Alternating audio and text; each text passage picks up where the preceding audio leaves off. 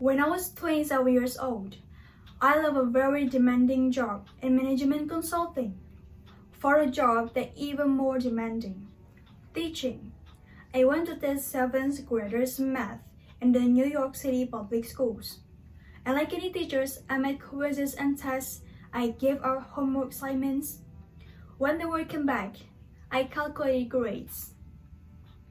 What struck me was that IQ was not the only difference between my best and my worst students. Some of my strongest performance did not have stratospheric IQ score. Some of my smart kids were doing so well. And then it got me thinking, the kinds of the things you need to learn in 7th grade maths, sure, they hard. Ratios, decimals, the area of parallelograms.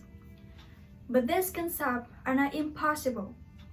And I was firmly convinced that every one of my students could learn the metode if they work hard and long enough.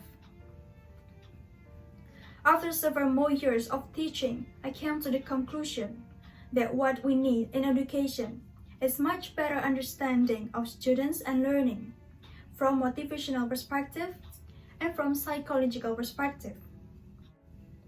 In education, the one thing we know how to measure best is IQ.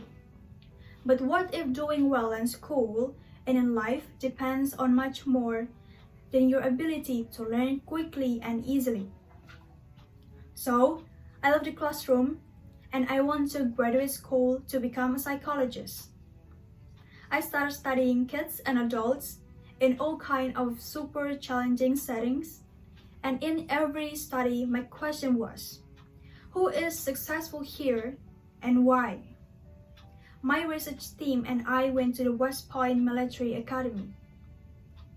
We tried to predict which cadets would stay in military training and which would drop out. We went to the National Spelling Bee and tried to predict which children would advance farthest in competition. We studied rookie teachers working in really tough neighborhoods, asking which teacher are still going to be here and teaching by the end of the school years, and of those who will be the most effective at improving learning outcomes for their students. We partner with a private company asking which of these salespeople is going to keep their jobs and who's going to earn most money. In all these very different contexts, one characteristic emerged as a significant predictor of success, and it wasn't social intelligence, it wasn't good looks, physical health, and it wasn't IQ. It was grit. Grit is a passion and perseverance for very long-term goals. Grit is having a stamina. Grit is sticking with your future day in and day out, not just for a week, not just for a month, but for years, and working really hard to make the future reality. Grit is living like a marathon, not a sprint. A few years ago, I started studying grit in Chicago public schools. I asked thousands of high school juniors to take grit questionnaires, and then wait around more than years to see who will be graduate. Turns out the grittier kids were significantly more likely to graduate. Even I matched them of every characteristic I could measure. Things like family income, standardized achievement as scores, even how safe kids felt when they were at school. So it's not just West Point or National Spelling Bee the grit matters. It's also in school, especially for kids at risk dropping out. To me, the more shocking thing about grit is how little we know, how little science is about building it. Every day, parents and teachers ask me, how do I build grit in kids? What do I do to teach kids a solid work ethic? How do I do to keep them more motivated for long term? The honest answer is, I don't know.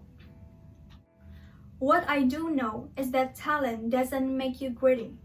Our data show very clearly there are many talented individuals who not simply do not follow their commitments. In fact, in our data, grit is usually unrelated or even firstly related to the measure of talent. So far, the best idea of grit for building in kids is something called growth mindset. This is an idea developed at Stanford University by Carol Dweck, and it is believed that the ability to learn is not fixed. It can change with your effort. Dr. Dweck has found when the kids learn about grit and respond to challenge, they are much more likely to persevere when they fail, because they don't believe that failures is a permanent condition. So growth mindset is a great idea for building grit, but we need more. And that's where I'm going to end my remarks. That's what's standing before us. We need to take our best ideas, our strongest institution, and we need to test them. We need to measure whether we've been successful, and we have to willing to fail, to be wrong, to start over again, lesson and learn. In other words, we need to be gritty to make our kids grittier. Thank you.